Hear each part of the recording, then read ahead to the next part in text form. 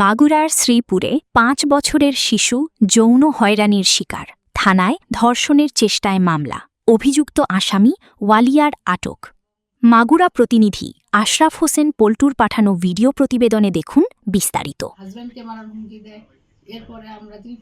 মাগুরার শ্রীপুর উপজেলার রায়নগর গ্রামে ৫ বছরের এক শিশুকন্যা যৌন হয়রানির শিকার হয়েছে।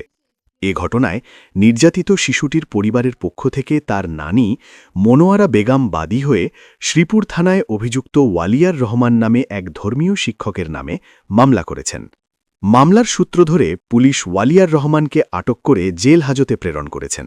মামলার বাদী মনোয়ারা বেগম জানান, উপজেলার রায়নগর গ্রামস্থ মসজিদ ভিত্তি শিশু ও গণশিক্ষা কার্যক্রম কেন্দ্রের ধর্মীয় শিক্ষক ওয়ালিয়ার রহমান তার ৫ বছর বয়সী নাতনিকে গণশিক্ষা কেন্দ্রে পাঠদানের পাশাপাশি বাড়িতে এসেও প্রাইভেট পড়াতেন।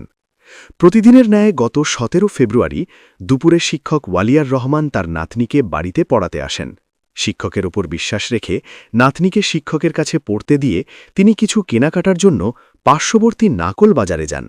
বাজার থেকে বাড়িতে ফিরে দেখেন তার নাতনি তেমন কোনো কথা বলছে না, শুধুই কান্নাকাটি করছে এবং ভীত সন্ত্রস্ত হয়ে পড়েছে। এক পর্যায়ে অনেক বুঝানোর পর শান্ত হয়ে শিশুটি ওই শিক্ষকের বিরুদ্ধে সকল অপকর্মের কথা তার নানির কাছে খুলে বলে। বিষয়টি তখন এলাকায় ব্যাপক প্রচারও হয়ে যায়। যেহেতু সে আমার থেকে অনেক বয়স্ক, ওনার কাছে রেখে যায় যে ভাই আপনার কাছে মনে করুক, আমি নাকল যাবো কি আসবো, আমি করে সদাই নিয়ে আসি। তা কইছে যান। আমি যে গেছি ওই মনিরই বেডরুম এনেছে কোলে করে। তা জানা যে আমার শিক্ষক আমার নিতেই পারে, ছোট মানুষ নিয়ে ওর প্যান্ট খুলেছে, হুজুরের প্যান্ট খুলেছে, খুলে তারপর শুয়ে মুখে আস্তে আস্তে কামড় দিয়েছে, তখন চিল্লা পাল্লা উঠছে। ওঠার পরে হুজুর সাথেই চলে গেছে।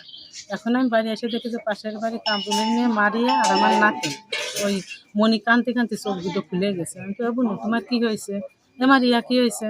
তারপরে যে তা তো জানি না কই না, কইছে বাঁচাও বাঁচাই চিল্লাইছে। আমি ঘরের থেকে বের করে আনিছি, কই পচা হুজুর। তো আমি জামা কাপড় খুলে দেখতেছি যে মারিছে নাকি, তা দেখে যে মারির দাগ নাই। তারপর আমি হুজুরের ফোন দিছি যে কি হয়েছে, তা হুজুর আমার সাথে কথা না বলে ফোন রেখে দিয়েছে, কিছু কইছে আমার কাছে। হওয়ার পরে আমি ওনারে ফোন দিয়েছি, উনি ওনার বউরে আমি কাছে আপনার বউর কাছে দেন।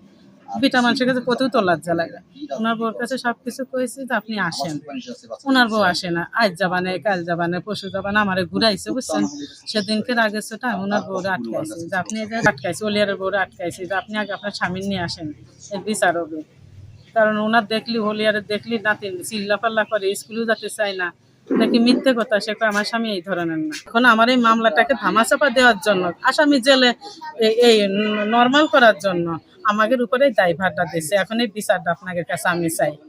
ঘটনার পর থেকেই এলাকার স্থানীয় গণ্যমান্য ব্যক্তিবর্গ একাধিকবার বিষয়টি সমাধানের চেষ্টা করেও ব্যর্থ হয়েছেন। আমি বীর মুক্তিযোদ্ধা আব্দুল সালাম মোল্লা।